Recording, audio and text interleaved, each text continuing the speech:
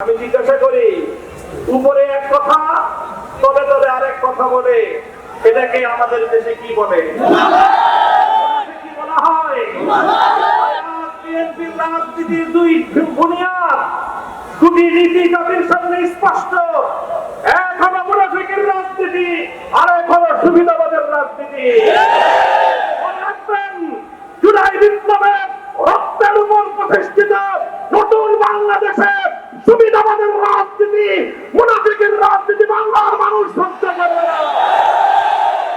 জনগণের পক্ষে, দেশের পক্ষে আপনারা যদি অবস্থান গ্রহণ করতে ব্যর্থ হন, দেশের জনগণের ম্যান্ডেটকে যদি আপনারা বৃদ্ধাঙ্গুলি প্রদর্শন করেন, বারবার বলছি, এদেশের জনগণের গণরায়কে যদি হাইকোর্ট দেখান, এদেশের জনগণ রাজপথে আপনাদেরকে মোকাবেলা করবে ইনশাআল্লাহ।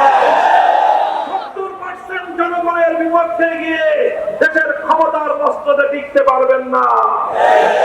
শহীদ জিয়াউর রহমান, বেগম খালেদা জিয়ার সন্তান, কান খাড়া করে শুনে রাখেন, জনতার বিরুদ্ধে গিয়ে কেএম হাসান আজিজ মার্কা নির্বাচন করার চেষ্টা করলে পরিণাম শুধু আপনারাই করবেন তা নয়, আপনাদের অপকর্মের কারণে দেশপ্রেমিক রাজনৈতিক সংগঠনগুলোর নেতা কর্মীরা 28 আগস্ট কিভাবে রক্ত দিয়েছে ঢাকার রাজপথে বাংলার মানুষ সে কথা ভুলে যায় না।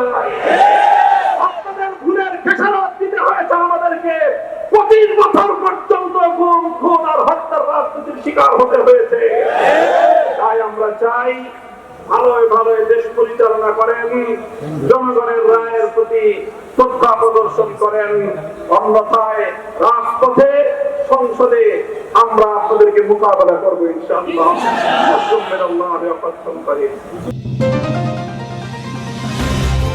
চ্যানেল বি+, নতুন সূর্যোদয়, নতুন বাংলাদেশ।